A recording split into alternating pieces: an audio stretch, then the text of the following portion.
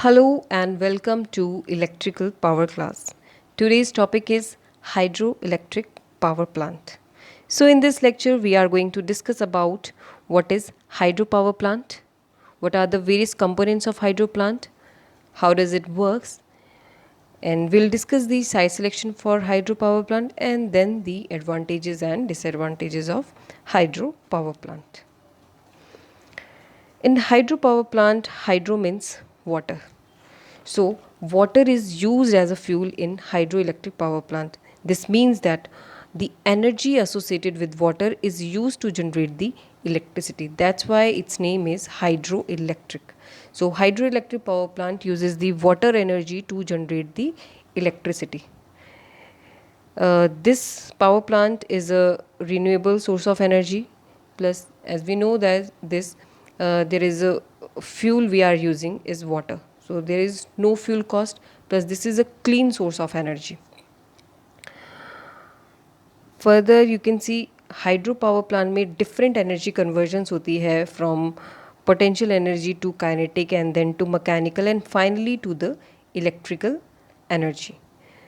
So water is stored at some specific height और वो जो स्पेसिफिक हाइट हम अटेन करते हैं in hydro power plant by constructing this dam और उस वक्त जो एनर्जी एसोसिएट हो रही है that is your potential energy and then this potential energy तो कब एसोसिएट है जब आपका वाटर एक पर्टिकुलर हाइट पे मेंटेन है and then water will start flowing from this reservoir to the turbine side with the help of this penstock so the energy associated with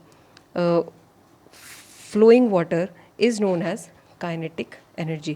So here we have attained get the energy conversion from potential energy to kinetic energy. अब वो जो kinetic energy water में associated है उसको हम जब fed करेंगे turbine blades पर तो turbine blades will start rotating and then this kinetic energy of water is get converted to the mechanical energy and then we know the turbine is coupled to the generator, right, and this will generate the electrical energy with the by the principle of electromagnetic induction. So यहाँ पर हमने देखा कि कैसे different energy conversion हुआ hydro power plant में potential से kinetic में एंड देन काइनेटिक से आपका mechanical energy and finally electrical energy generate हुई. तो these are the different energy conversion associated in hydro power plant. So ये एक आपका व्यू है dam this is your dam and this is dam and this one is your reservoir जहाँ पर आप water को कलेक्ट करते हो और डैम क्या एक प्रॉपर हेड प्रोवाइड करता है उस कलेक्टेड वाटर के लिए. ये क्या आपके गेट्स है जो according to requirement opening and closing इसकी रहेगी और इस वक्त आपका जो वाटर है रिजर्वायर में है तो यहाँ पर ये क्या कर रहा है वाटर आपका स्टोर्ड है एक पर्टिकुलर हाइट पे तो ये क्या इस वक्त रेस्ट पर है और एक पर्टिकुलर हाइट पे है. So the energy associated at this time with this water is your potential energy. और जैसे ही आपका ये वाटर है पेनस्टॉक्स के थ्रू टर्बाइन पे जाएगा तो उस वक्त एनर्जी जो रहेगी that will be your kinetic energy और टर्बाइन को रोटेट करने के बाद it will get converted to mechanical and with the help of generator it will get converted to the electrical energy. तो ये आपका एनर्जी कन्वर्जन आपका हाइड्रो पावर प्लांट में रहेगा.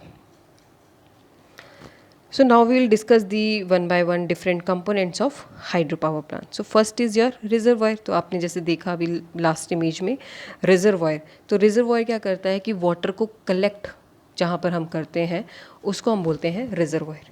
और जो डैम है it acts as a barrier to hold back the water. तो आपका डैम है वो एक प्रॉपर हेड प्रोवाइड करेगा फॉर दी वाटर को सो दैट एक पोटेंशियल एनर्जी वहाँ पर जनरेट की जाए. सो एक आपका क्या है डैम क्या करेगा एक हेड प्रोवाइड कर देगा वाटर को स्टोर करने के लिए, ठीक है. और स्टोर कहाँ पर होगा वो डैम के बैक साइड में आपका वाटर स्टोर होगा जिसको हम क्या कहते हैं रिजर्वायर हम बोलते हैं. सो next is your intake structures. तो इनटेक स्ट्रक्चर आपका कंसिस्ट होता है बिफोर दी पेनस्टॉक. तो पेनस्टॉक से पहले जो आपका इंटेक स्ट्रक्चर लगा होता है, जिसमें मेन कंपोनेंट्स आपके रहते हैं ट्रैश रैक, गेट या फिर desilting chamber, also part of intake structure. तो इनका यूज़ क्या है? तो ट्रैश रैक क्या करता है जनरली, आपका जो वाटर है उसमें सपोज़ कोई डिस्ट्रक्शन हुई तो आपका जो ट्रीज़ है वो गिर गए, ठीक है, प्लस डेड बॉडीज़, एनिमल की डेड बॉडीज़ है वो वहाँ पर प्रेजेंट है, तो we do not want that wasted things to come into the penstock or affect the turbine or affect the penstock। तो हम क्या करते हैं, इसके लिए ट्रैश रैक्स और डिसिल्टिंग चैम्बर्स हम लगाते हैं। तो ट्रैश रैक क्या करते हैं, उनको होल्ड बैक कर देता है जो भी अनवांटेड थिंग्स है। प्लस जो आपका वाटर है, वाटर में सिल्ट प्रेजेंट रहेगी, और वो जो सिल्ट है उसको हमें क्या करना है, रिमूव करना है। Means we do not want that silt to get enter to our turbine और टू द पेन स्टॉक, क्योंकि अगर वो एंटर हो जाती है हमारे टर्बाइंस में या फिर पेन स्टॉक में तो वो ज़्यादा मेंटेनेंस मांगती है हमारी जो टर्बाइन एंड पेन स्टॉक्स। तो उसका जो मेंटेनेंस करना भी is not easy thing, right. तो हम क्या करते हैं, वहाँ पहले ही पेन स्टॉक में जब हमने पानी देना है पहले ही हम वहाँ डिसिल्टिंग चैम्बर्स लगा लेते हैं, जहाँ क्या करता है वो सिल्ट को अलग कर देता है पानी से और क्लीन वाटर को आपका पेन स्टॉक में जाने देगा। So next is your pen stock. तो पेन स्टॉक आपका जनरली एक पाइप रहती है जो स्टील की फॉर्म होती है, which is connected between the reservoir आप कह सकते हो, या फिर intake structure to the turbine end. Just ये टरबाइन पर पानी को हाई प्रेशर के साथ फेड करने के लिए लगी होती है। Next is your surge chamber, और सर्ज चैम्बर को ही हम क्या बोलते हैं, सर्ज टैंक। फॉर एग्जांपल आप ले सकते हो कि एक ये आपका पेन स्टॉक है और यहाँ पर आपका टरबाइन कनेक्टेड है। तो ये पेन स्टॉक में से आपका पानी आ रहा है और यहाँ पर आपका रिजर्वॉयर है कनेक्टेड। तो अब होता क्या है कि सपोज़ आपका टरबाइन है उसमें लोड कम हो जाता है। लोड जैसे ही आपका कम हुआ तो हम क्या चाहेंगे कि जो वाटर आपका अब टरबाइन पे फॉल हो रहा है वो भी कम हो। तो हम क्या कर देते हैं, यहाँ पर वॉल्स को क्लोज कर देंगे, वॉल्स की क्लोजिंग कर देंगे according to our load requirement. Load अगर कम हो रहा है तो वॉल्स क्लोज हो जाएंगे। अब जैसे ही वॉल्स क्लोज हो गया, उस केस में यहाँ पर जो पानी का तो प्रेशर ऑलरेडी था ही, तो यहाँ पर तो पानी बैक साइड में नहीं जा सकता क्योंकि यहाँ पर ऑलरेडी रिजर्वॉयर से प्रेशर बना है पानी के पानी का पेन स्टॉक में आने के लिए, और प्लस हमने यहाँ पर एक और प्रेशर क्रिएट कर दिया उन वॉल्स को क्लोज करके, ठीक है। और ये जो हमने वॉल्स क्लोज किए ये क्योंकि आपका ऑल ऑफ अ सडन ये रहेंगे तो इस वजह से ज़्यादा प्रेशर इस पेन स्टॉक में क्रिएट हो जाता है। तो पेन स्टॉक में हाई प्रेशर पानी की वजह से क्रिएट होने की वजह से क्या होता है कि आपका पेन स्टॉक है बर्स्ट आउट हो सकता है, आपका फट सकता है पेन स्टॉक, उसमें डैमेज हो सकता है, just because of the high pressure of water formed in the inside the pen stock. तो उसको हम क्या बोलते हैं, वाटर हैमरिंग, राइट। तो अब इस प्रॉब्लम को रिमूव करने के लिए कि आपका जो पेन स्टॉक है वो बर्स्ट आउट ना हो, उसको रिमूव करने के लिए हम टरबाइन के नियर बाय ही हम एक सर्ज टैंक लगा लेते हैं, जिसको हमने सर्ज चैम्बर भी हम बोलते हैं। जहाँ पर क्या होता है कि ये जैसे ही पानी आपने वॉल्स को क्लोज़ किया, अब वो जो प्रेशराइज्ड वाटर था पेन स्टॉक में बन रहा था वो इस रास्ते होके सर्ज टैंक में स्टोर हो जाएगा।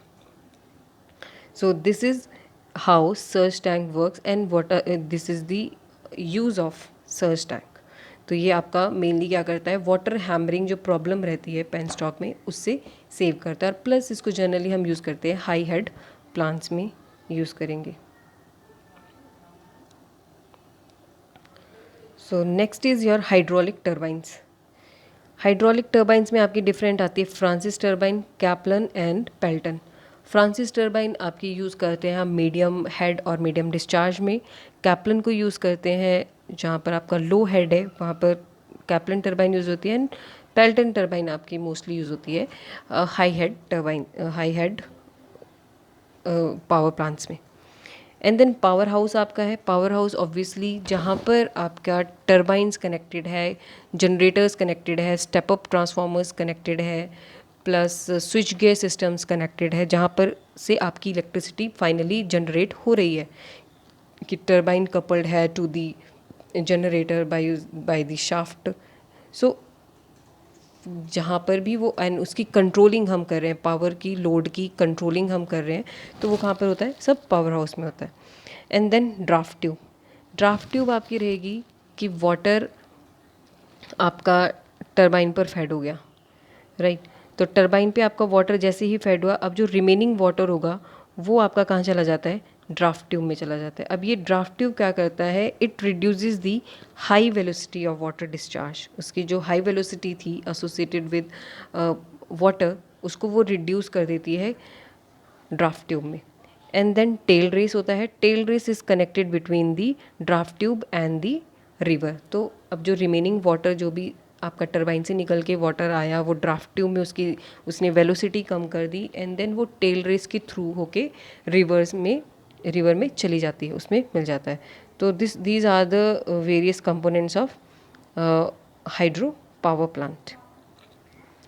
And now the working of hydro power plant. So its working is, I have already told you in previous slides. आपका जो वाटर रहेगा वो पेनस्टॉक्स के थ्रू आपका रिजर्वायर से टरबाइन पे फेड होगा, एंड देन टरबाइन रोटेट होगी। टरबाइन रोटेट होने के बाद आपका वो जनरेटर के साथ कनेक्ट होके इलेक्ट्रिकल एनर्जी जनरेट कर देगा। This is how hydro power plant work.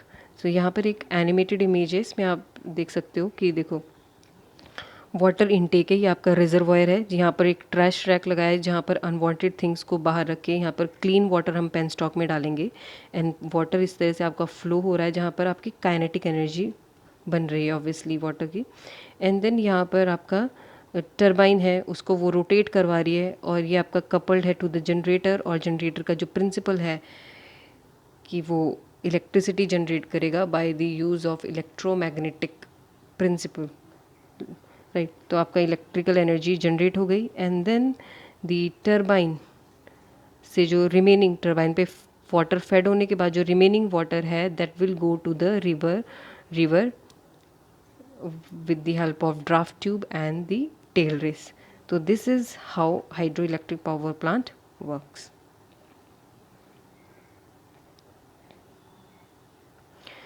Now finally site selection for hydro plant. तो आपका हाइड्रो प्लांट के लिए किस तरह की साइट हम चूज़ करें। तो जनरली हम जो वाटर की रिक्वायरमेंट हमको हाइड्रो प्लांट में पड़नी है, क्योंकि वाटर ही आपका क्या है, वहाँ पर फ्यूल है।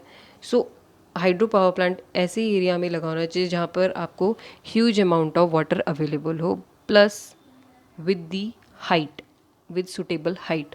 तो जनरली हम क्या करते हैं, हिली एरियाज़ में हाइड्रो प्लांट को ही प्रेफर करते हैं, क्योंकि एक तो प्लस पॉइंट ये है कि वहाँ पर आपको वाटर अवेलेबिलिटी है। सेकंड क्या है कि एक नेचुरल हेड हमको मिल जाता है वहाँ पे।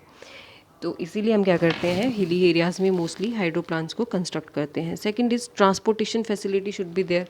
आप वहाँ पर स्विच गेयर सिस्टम लगाओगे, वहाँ पर कंस्ट्रक्शन वर्क होगा, या और जनरेटर्स लगेंगे, टर्बाइंस लगेंगे, एंड डिफरेंट इलेक्ट्रिकल इक्विपमेंट्स और other mechanical equipments will connected there.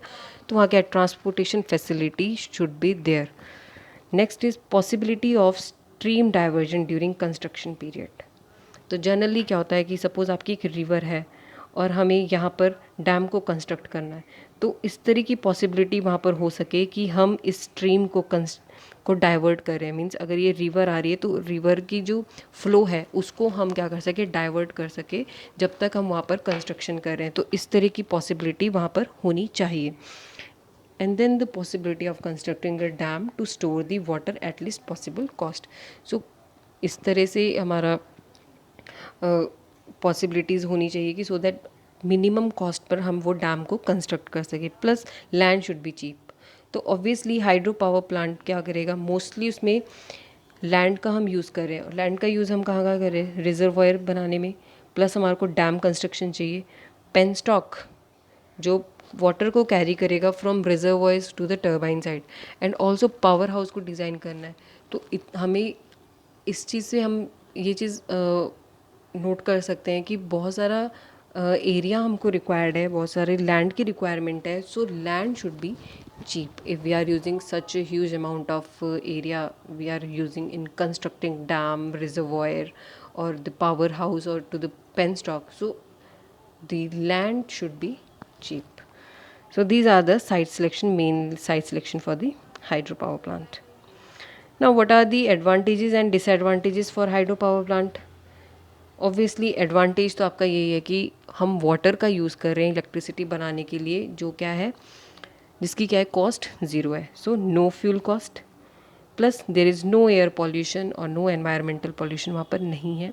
This is the clean source of energy and can easily work during high peak loads. तो हाई पीक लोड्स पर आप उसको ईजीली वर्क कर सकते हो. जैसे आपका पंप स्टोरेज हाइड्रो प्लांट रहते हैं जिसको हम पीक लोड्स पर यूज़ कर सकते हैं. And then prevents flood. आपका जो वाटर है डैम के थ्रू क्या कर सकता है वो, कि फ्लड को प्रिवेंट कर सकता है, क्योंकि उसको बैक साइड में स्टोर कर रहा है वो. तो वहाँ से आपका फ्लड से प्रिवेंशन मिल सकती है. And next is your disadvantages. Disadvantage क्या होता है? डिस्टर्ब्स दी एक्वेटिक इकोसिस्टम.